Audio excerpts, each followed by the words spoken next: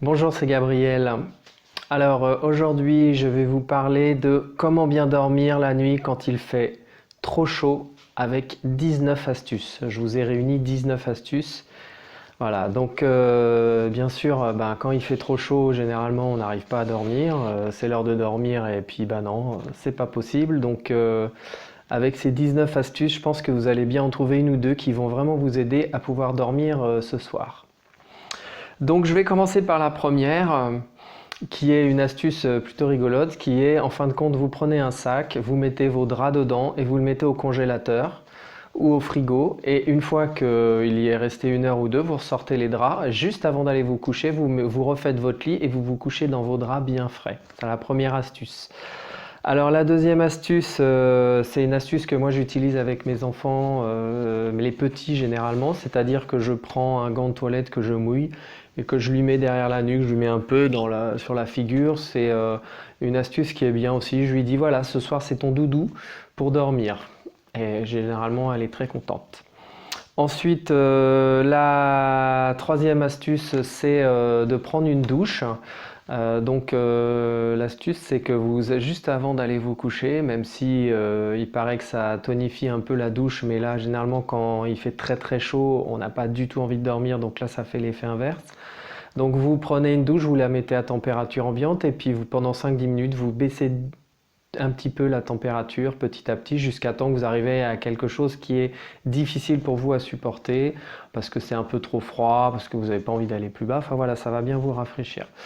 Et puis vous pouvez en sortant à la limite même ne pas vous essuyer et attendre de sécher, ça fait du bien. Et vous pouvez faire ça aussi, comme me le disait très judicieusement quelqu'un sur un des forums que je suis, qui me disait très justement qu'on peut aussi prendre un bain tiède, ça marche aussi très bien.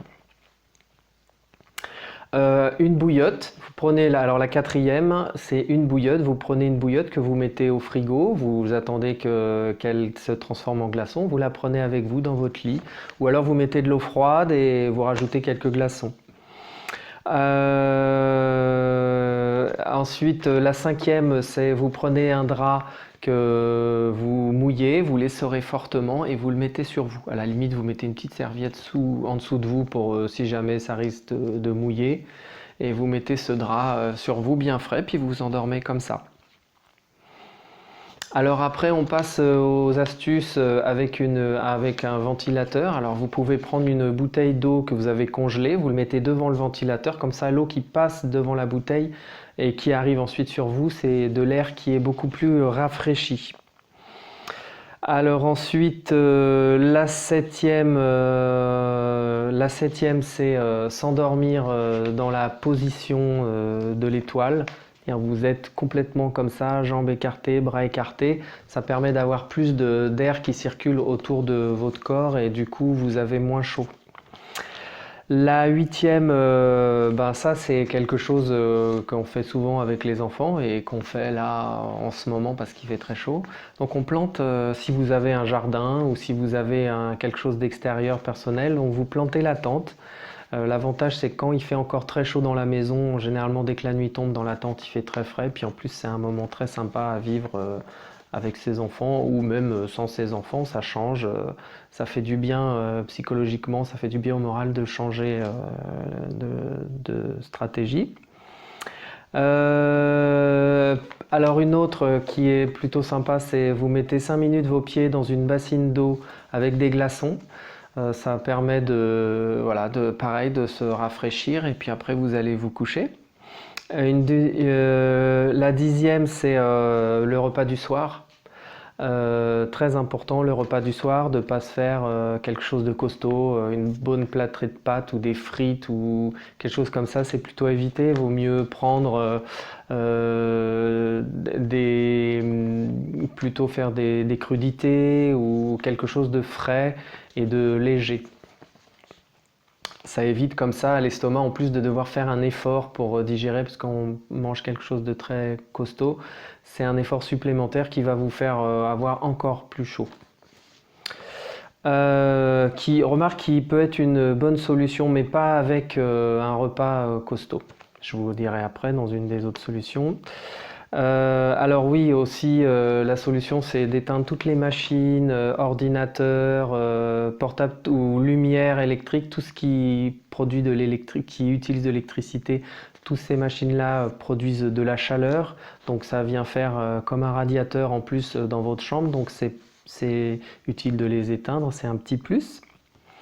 Ensuite, oui, aussi dans une maison, vous avez, c'est mon coucou, euh, vous avez dans votre maison, quand vous dormez plutôt en haut dans les combles, il fait très chaud. Quand vous dormez en bas, il fait plus froid. Donc, ayez tendance à aller vous installer en bas de votre maison. Et même si vous avez une cave, vous pouvez aller vous installer à la cave. Parce qu'il faut savoir que quand on est sous terre, il fait 15 degrés. Donc, la terre, enfin, quand on est près de la terre, ça dégage 15 degrés. Donc, ça refroidit énormément. C'est pour ça que dans les caves, il fait si froid, même quand il fait très chaud. On est tout de suite très bien dans la cave. Pourquoi pas à une ou deux nuits aller s'installer dans la cave si c'est possible. C'est une bonne idée. Ensuite, une autre solution qui est la 13e solution parmi les 19 que je vous donne, qui est de dormir dans un hamac. Il faut savoir que quand on est sur un matelas, le matelas a tendance à absorber la chaleur.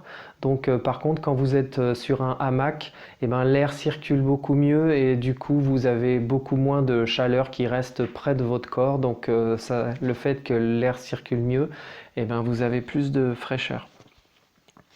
Alors aussi, à éviter, c'est de dormir à plusieurs dans le lit. Donc dommage pour les couples, mais c'est sûr que quand on est l'un sur l'autre, l'autre personne a tendance à vous, comment dire, à faire le radiateur. En fin de compte, hein, nos corps font 37 degrés, donc quand on se met contre quelqu'un qui fait 37 degrés, c'est compliqué d'avoir de la fraîcheur, donc à la limite, vaut mieux dormir tout seul. La 15e, c'est tous les points de pulsation. Point de pulsation, c'est le creux des bras, le creux des jambes ou la nuque. Mais moi, je conseille moins la nuque, mais plutôt les creux des jambes, le creux des bras, toutes les pliures. C'est des endroits qui sont très sensibles. Donc si vous mettez une poche très froide ou de glaçons, ça va vous détendre et vous rafraîchir.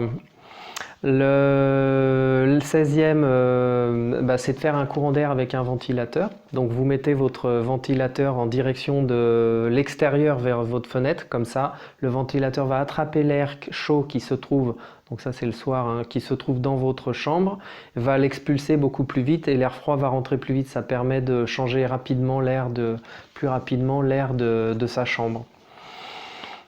La 17e, c'est simplement se mouiller la figure et se mettre devant un ventilateur. Ça, bon, c'est assez courant et connu.